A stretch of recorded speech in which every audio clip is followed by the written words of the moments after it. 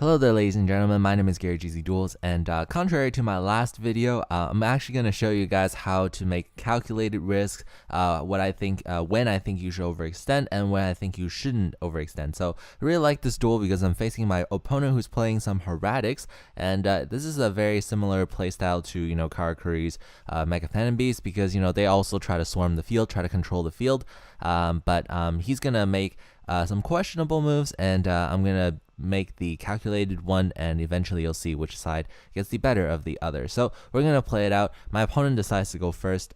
He has some weird choices here. I don't know why he's playing things like the Hieratic Seal of Supremacy, but we're not here to judge or anything like that. So he sets two face down cards, which is pretty scary for me.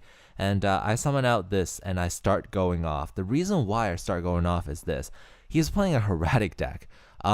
His back row consists of probably just trap stuns and forbidden lances. That's what I'm thinking. So that's one calculation in my mind. The other factor is I have one forbidden lance. So if in fact he does have something like I don't know, compulse or bottomless or something, I still have this lance to back myself up. Third of all, his field is really weird to me. First turn he went I guess these two Hieratic dragons, and then he gets out a 0 attack monster. So I was thinking, if I get to go off now, and if I somehow get my board up to a point where I can summon out something like Quick, I can bring back maybe a tuner from my graveyard, Karakuri tuner, and maybe I can make some shenanigans happen. So with all those three factors in mind, I decided I'm gonna make my push on the first turn. So of course I'm gonna do all of my combos, get out this Karakuri Sizen. The reason why I did that was I have a Iron Call, and I knew I had a Mega Raptor in the graveyard, which I can use to synchro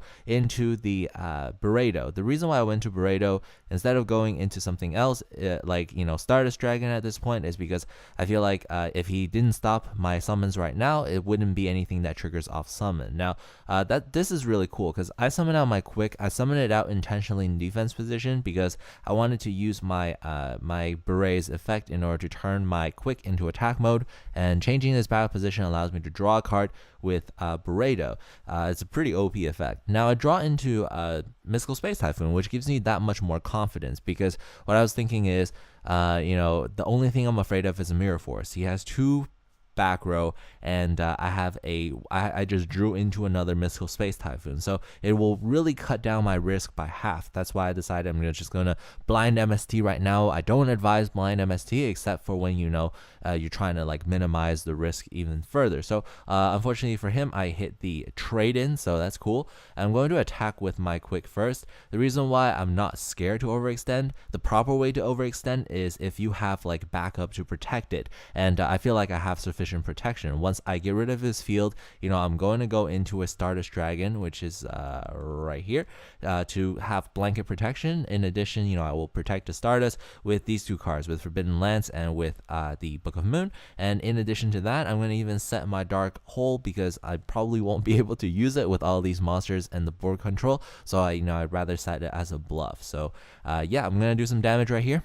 Pretty good. Feel pretty confident, go into Stardust, and I'm going to just set all of my cards right here. During the end phase, my opponent activates, Missile Space Typhoon.